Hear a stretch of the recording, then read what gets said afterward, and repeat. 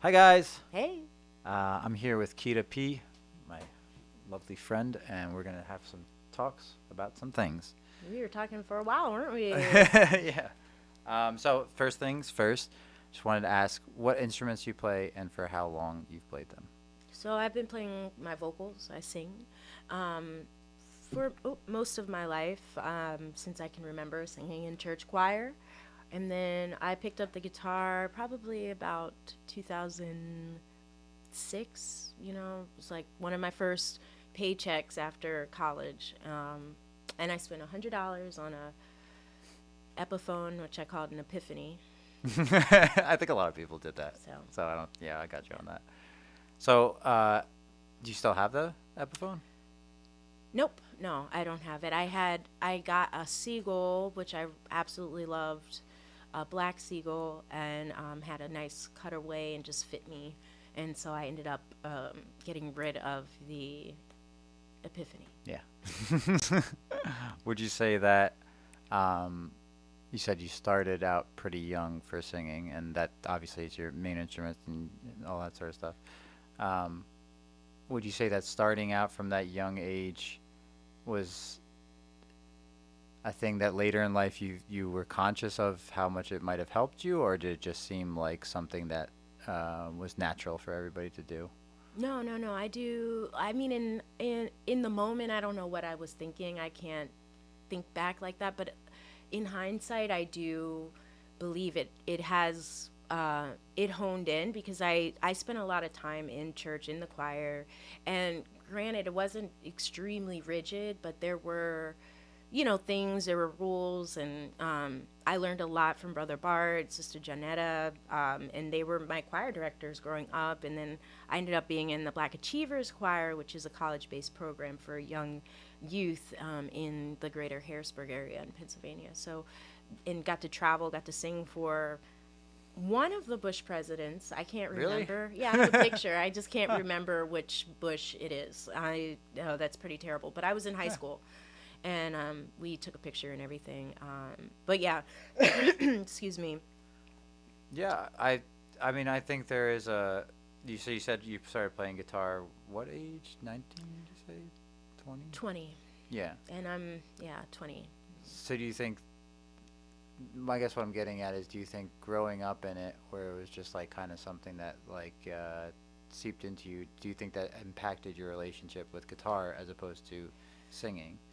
I guess it's Uh, not as common for you to have like a guitar at like 6 years old or something like that, yeah. but So actually, I don't know. I imagine myself in a myriad of like in different scenarios, like all throughout my life. But I've imagined myself like I can definitely think back to this time, but 17, 18, and early 20s, I imagined myself on stages singing these songs that I've written but never finalized, like never recorded, and still going through this struggle of like how do I actualize this?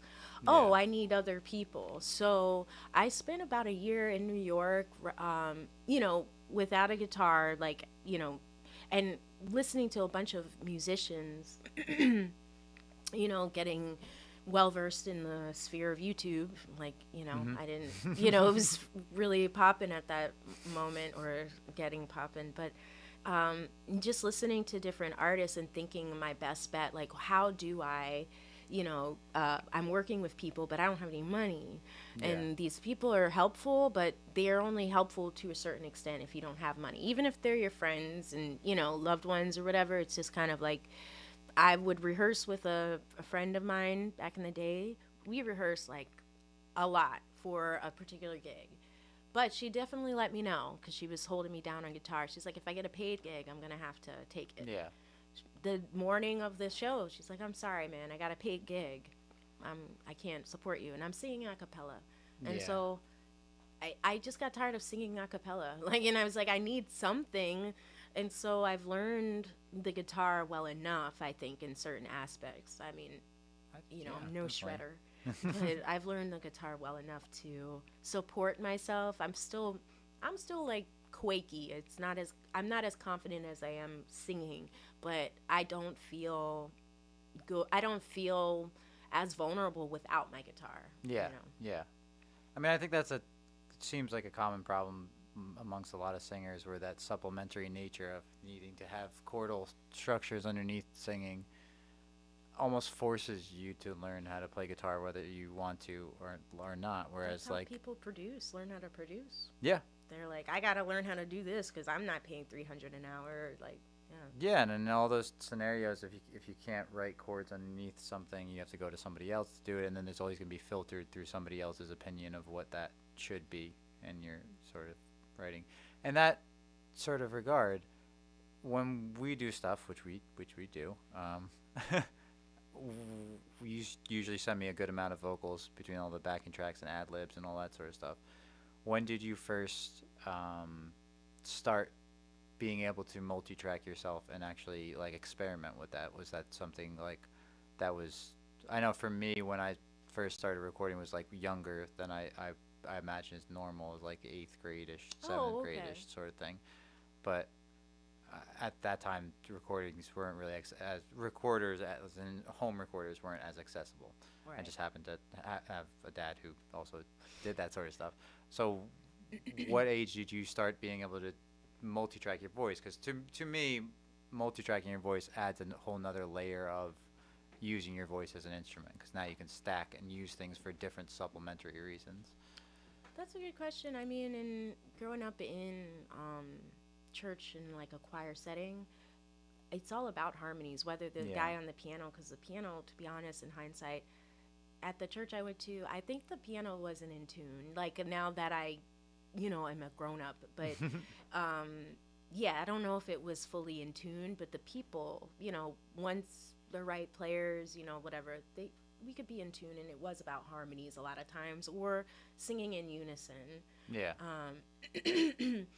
And so that always resonated with me. I always loved harmonies. Like I wasn't good. I would say I wasn't the best. I was a slider, like, like I was a slider, but I could hit a note.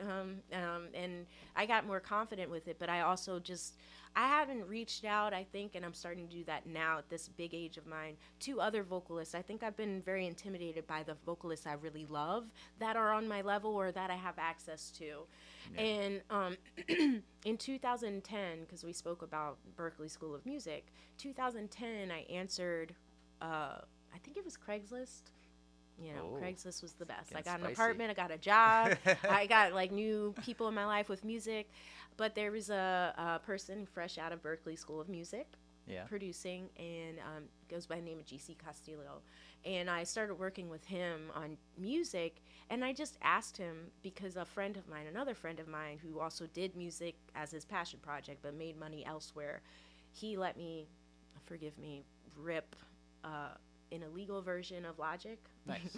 onto my computer. That was a long time ago.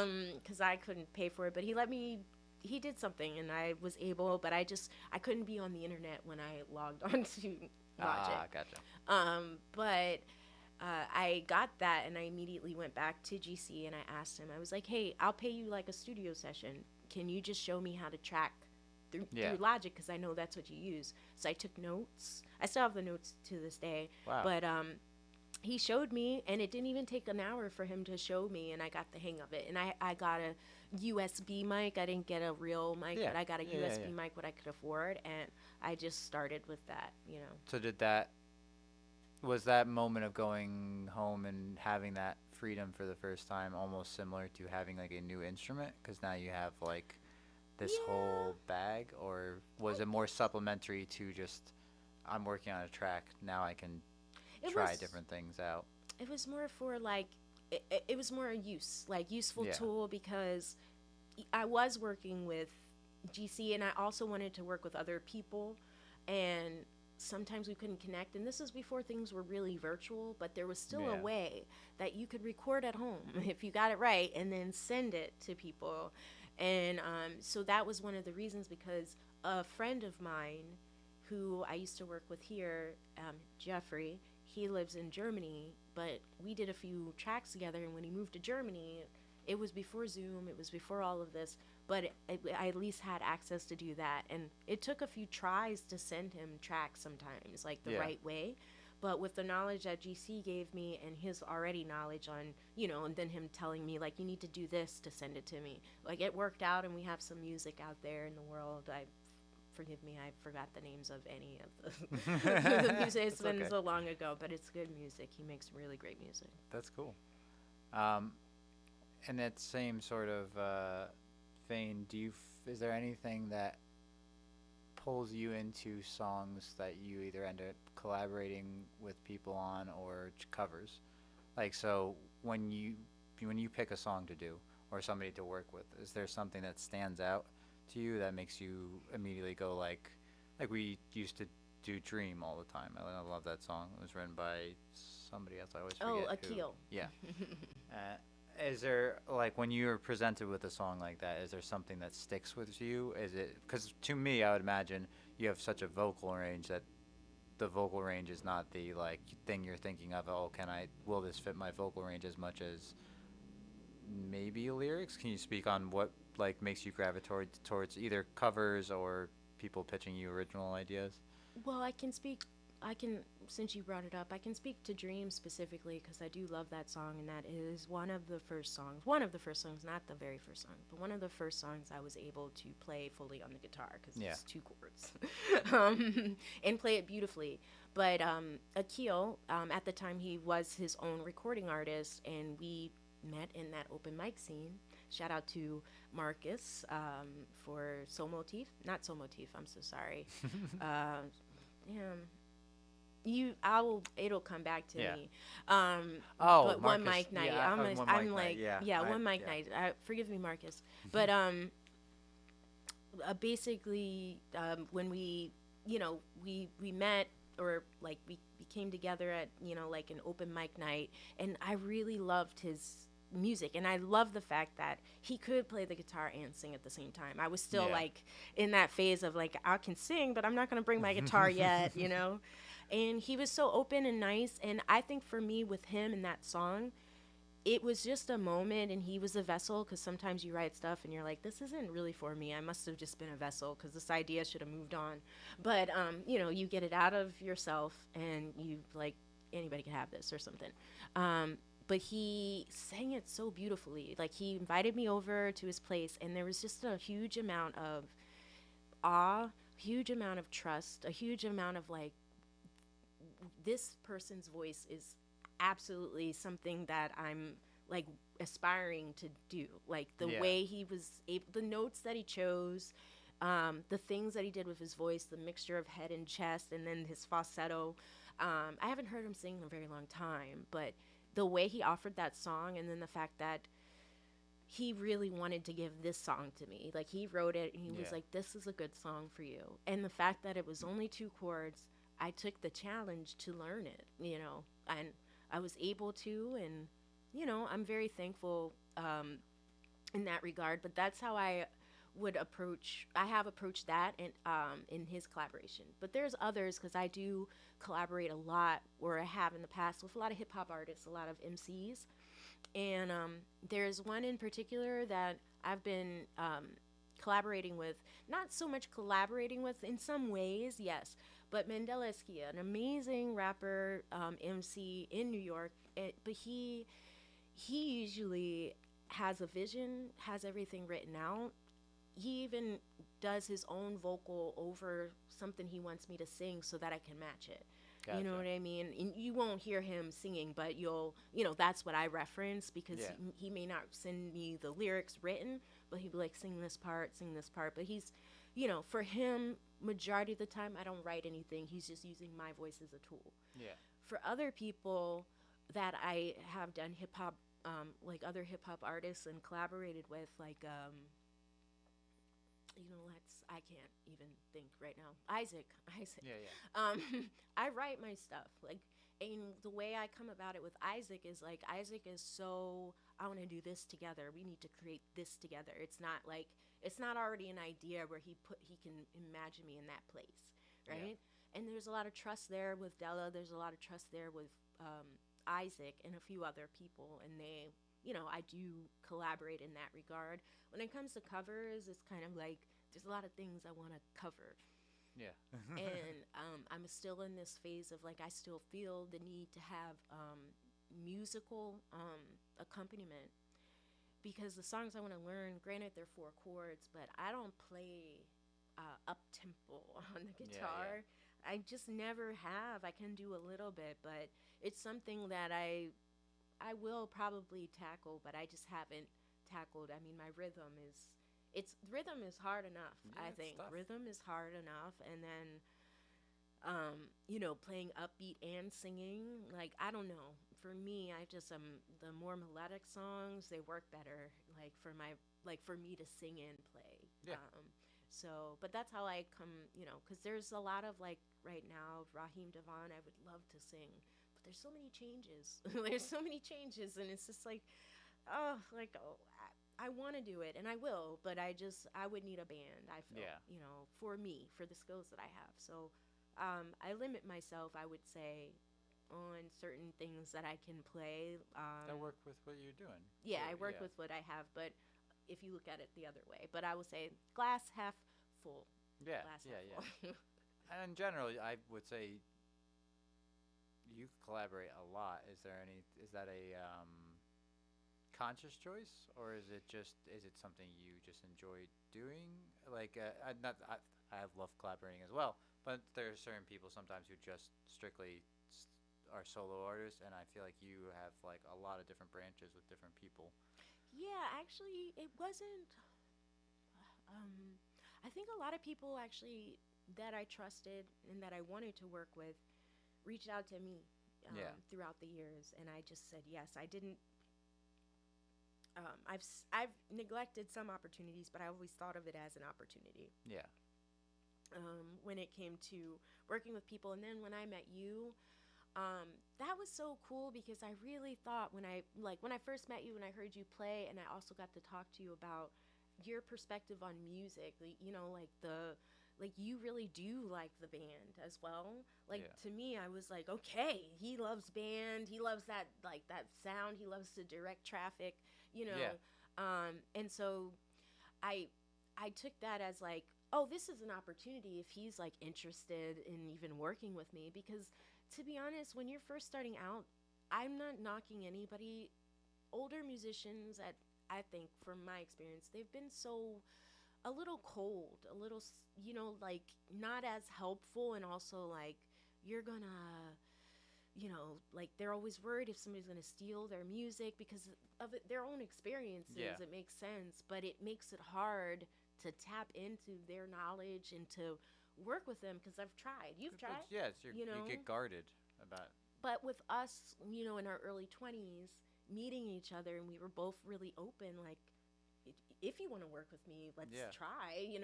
I'm not going to say I'm going to work with you forever, but like, let's see how it goes. And yeah. that's how we, I think for me, I came to, and I really like your writing. Your writing is phenomenal. Thank you. I see Appreciate you. things like pictures of the actual story, the tableau. Well, from my perspective too, when you know, having the voice that you have lets me write in a different way, right? For me, I only have a certain amount of range, so I can only write. If I'm writing something for myself, I know there's limitations I for see. me. So when I write for you, I know I can give you something that's I'm gonna have to sing within my range, but then I know I'm gonna get back something that is way like multiplied, right? Is gonna be a lot different than what I'm giving you in terms of a demo. A lot of But ad we'll, libs. yeah, well, yeah, but I I like give that. you I a lot like of that, ad right? Like libs. I can't do any of that, and then I can spend. So the song that we'll be putting out in August, "Do You," which is gonna come out Do you? August 27th. Um, that for that song, I wrote like the entire like vocal Hmm. lyric and like the guitar like specifically for you very like 5 6 years ago, a long time ago, but Yeah, and a then while ago. and then slowly kind of worked on it and did all that sort of stuff. But when I was doing it, I wrote it from like a perspective that I knew that I was going to get extra on my return, which is nice, and I kind of like that. I do think there's some times where if you collaborate with somebody, sometimes people get stuck into a lane where they're Hmm. just like, this is what the song is, and I don't want you to deviate from that. For me, I think the most enjoyable part of collaboration as a entity in itself is the idea of I trust what you're doing, and I trust that I'm coming to you because you have a specific skill set that is going to broaden the horizon on what this tune can be. I think Right on. if you one of the parts that what I'm getting at is the ad lib stuff. When you send me that, it's a fun experience to like sit there and go, okay, do I want this one or do I want this one? Do I want this one? Like I have options. It's kind of like sitting there with like a bunch of food and like condensing down to something really good. It's an enjoyable thing. I'm glad. I mean, I don't want to overwhelm people, but I like ad libs. I Yeah, like live same. for them. I sometimes know, I'm a 90s R&B, early 2000s person. Like, I really love, like, it's so funny running into you. And, like, all the ad libs in that. And, like, it's a creepy song when you actually think about it lyrically. But the But as a ad libs are musical thing, really yeah, yeah, great. yeah. Or what is it? Carl Thomas. I get the, like just really beautiful ad libs. And I remember the ad libs more so over the lyrics. The lyrics are like a byproduct of of the ad libs. But I also like I That I remember. I think there's you said this before with talking about like trust being an important part of when we're talking about Dream being an important part of that collaboration sort of thing. I do think that because we played together for like 8-ish years before I moved, I knew that if I sent you something and I didn't like something, like when we did the first single we did together, there was a spot with that, which is called Our Love. You can check it Yes, out. Our It's Love. it's streaming. Our love. I just had the chord progression for that, and I just sent you the chord progression with no lyrics or anything, and then you started doing lyrics, and I think there was like one line in there where I was like, I wanted the same thing Right. that you had in the other chorus. I forget exactly what the line was, but I was like, I don't really know how I feel about this line. But if it was somebody else, I might have been like, well, I'll just let it stay there. But I Oh. knew because we know each other, and you know that if I'm coming to you with it saying, like, I don't know about this, you still have the right to veto. And you still also know that I'm not coming in from a place of, like, malicious intent or, like, Right. control over it. I'm just, like, saying, let's look at this and see whether this needs to Yeah. be there. But I think if you do that with somebody that you don't know, it can come off differently, right? Like, Yes. you can come off and be like, well, they're trying to change what I'm doing, or they don't like what I'm doing. I think just having longevity in a relationship is, to me, important because you've seen people in different parts of their life. You've seen people when they're into this thing or when they're into that thing. You see what doesn't change, right? Mm-hmm. So in the course of just to lay out the life story sort of thing, you moved to Brooklyn, right? Yes. As a theater major. Well, actually, I moved to the Upper West Side on 72nd Street or 70th Street in a dorm room in 2005. But before that, I graduated in summer of 2004, and then I spent a year in LA. Didn't like it, and I then never knew that. yeah, Really? I Huh. didn't like it. No. And then I came to New York in 2005. Like I spent 8 months, I think about 8 months, like August up until like May-ish of 2005 in LA, and then I spent 2 months in back home in PA, and then moved in June, like 2 months a week before Pride of 2005 in the summer to the dorm. Spent 3 months there, then moved to Harlem, spent a year in Harlem, and then moved to Brooklyn in 2006. Nice. And then stayed in Brooklyn till 2021. Nice. Yeah. Is there a spot retrospectively? I don't know. This is a tougher question. I don't know what I would answer for this question. That you would look back. Is there one thing that you could tell the younger you in that time period to watch out for? Not necessarily like an advice that applies to everybody, Oh, but okay. to specifically you. Um, I would. There's two specific things, not just one, but one main important thing is really just believe in yourself, because I do have a lot of self-doubt, at times, Same. especially during that early years of like trying to get myself established as an adult and figure out, my place, or what it is that I really could do and make money off of. And then the second thing is just have gratitude for your situation. Like Yeah, that yeah, true. has really put things in perspective. Shout out to Isaac because he used to text me all the time, like, "What are you grateful for today? What are you grateful for?" Sometimes I would ignore the message, but now I just automatically wake up. It doesn't matter what I'm going through because times can be hard. You're not meant to be happy 24/7. It's not attainable. It's not sustainable. You're meant to have peace, Yeah. and you're meant to have your own workings to have those tools to have peace. It's So, also, to me, a little bit of an oxymoron if you were to be happy forever, right? Like, that doesn't really work that way. Your happiness is a relative concept, right? yeah. So if you're happy all the time, it's just a baseline, right? And I think gratitude works really well in those scenarios because it's not necessarily unbridled bliss or joy. Yeah. It's just being grateful for what you do have in your life. And it does put things in perspective because you just every morning I think, especially this past year, which I'm so thankful for because a lot of things have changed and more things are about to change as I've spoken to you and but it's practicing that and like I could even wake up and know that it's going to be a hard day. Like I just know it's going to be a hard day. I don't predict and say I'm going to have a great day today. Nope. What I say is like, you know what? I'm just thankful that I can make my coffee the way I want to. I can have a shower. I can work from home, and so I can play stuff all day while I'm working. Nobody's Yeah, gonna yeah. bother me.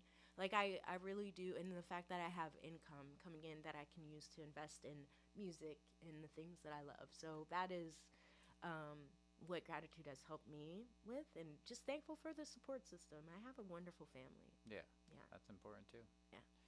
So in that regard, you were saying new things coming up. Do you want to share in terms of like what you got going on in Harrisburg or? Yeah, sure.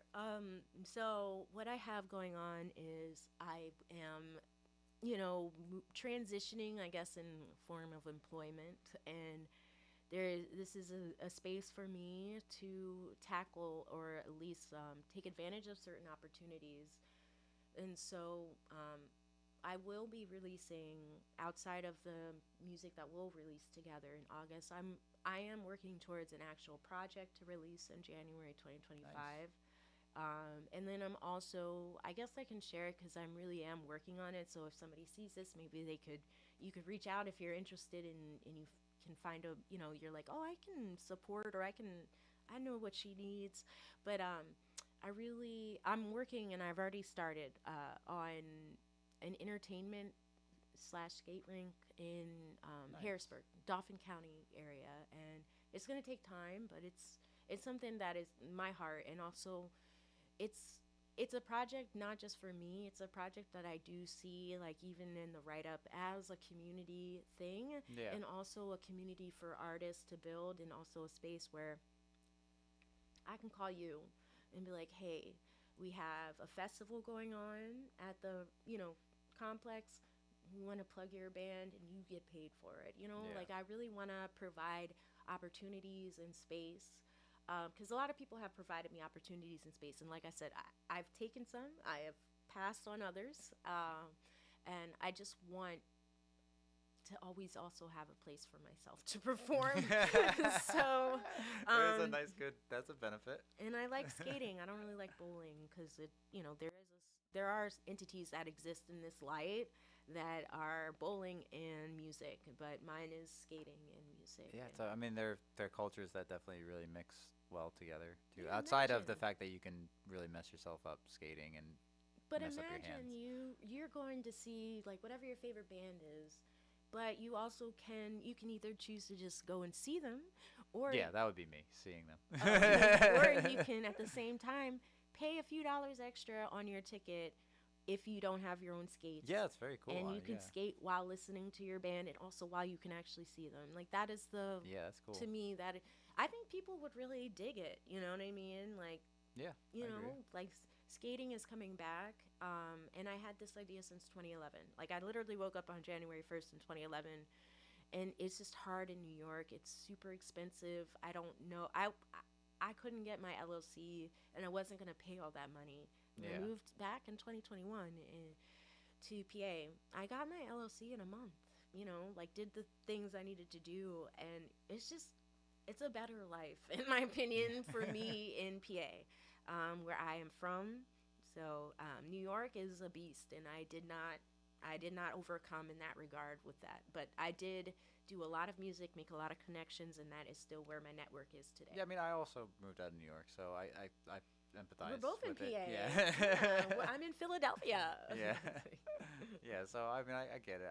I do think there's New York obviously has tons of really, really great musicians. It's just there's sometimes things that aren't as applicable in that sense, right? Like that sort of idea Rent. would be a lot harder. Yeah, Yeah. just financially or Just like, space-wise. Yeah. yeah, like rent and like all that, like just the cost of living alone and then trying to do a business, and then also the extra fees for trying to open your own business in New York, and the whole publishing thing. And it's just like, why are we being robbed like this? And because in Pennsylvania, it's like if you have an idea, you have a great business plan, and not even if you have a great business plan, but if you have something, you can get it done in $200 or less, Yeah. not this crazy figure. And I don't know, it's unattainable. It's just like, unless you have people that have like a few $1,000s to spare here and there, around Yeah. you, no, I don't know, it wouldn't Is work for me.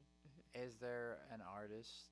This is a tougher one too. Is there an artist that you would, if you could model your career after one artist or Oh, band a that model. well, not necessarily model, or maybe just admire, right? You Mm, look at somebody and go like, that person did it the right way, and for what reason?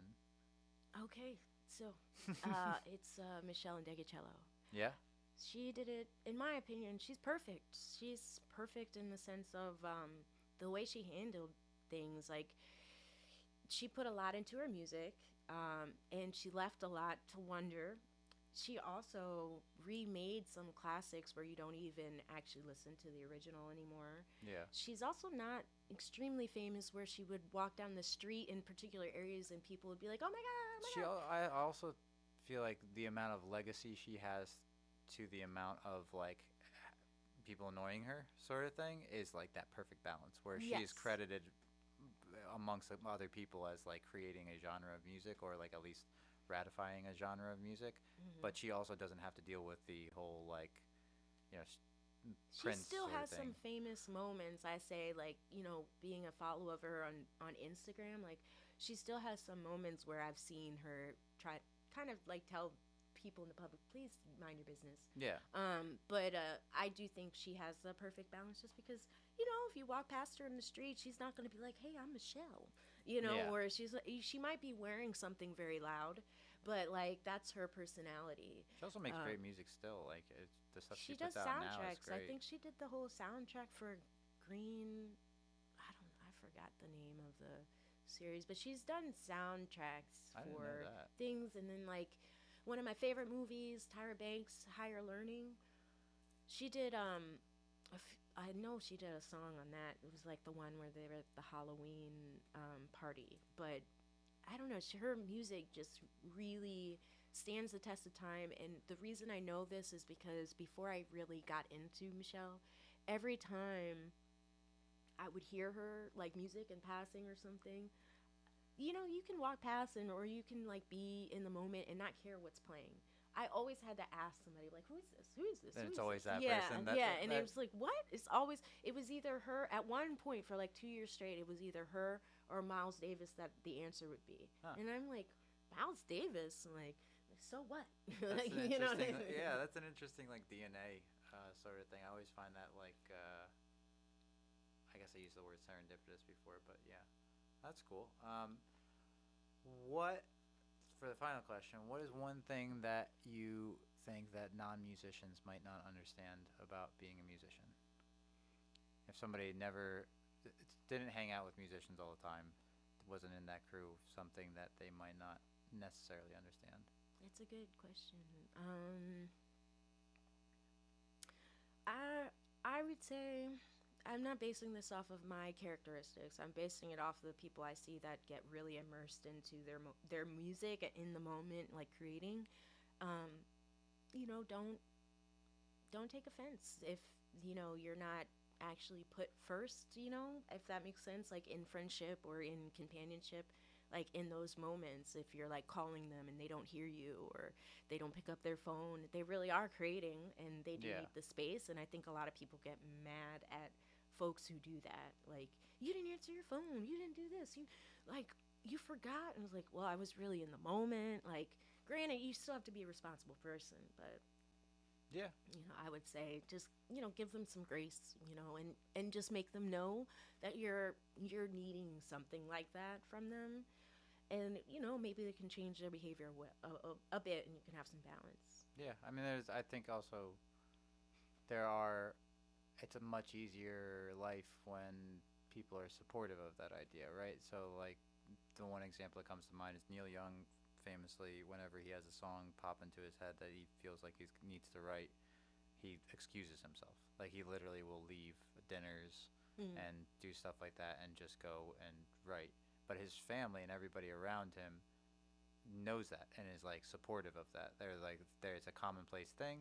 No one gets offended about it. They just are fine with that, which I think is a kind of beautiful thing. Because not Yeah. only are you respecting who somebody is as a person and what they need, you're respecting the idea that art could come out of something Hmm. that might not be traditional and might not be what you would like to be in a social setting, but it still ends up in a. It comes in off-peak hours. Yeah, exactly. Yeah, so I So- would say that's a good answer to that because I think that is something that, um, I mean, even I would argue musicians might not necessarily know about that process. That to me, Oh, when I'm writing, if I don't grasp it while it's happening, and I wait for a couple days and I just say, "Oh, I'll get back to it," it it doesn't come doesn't back. happen. Yeah. Yeah, like I'd say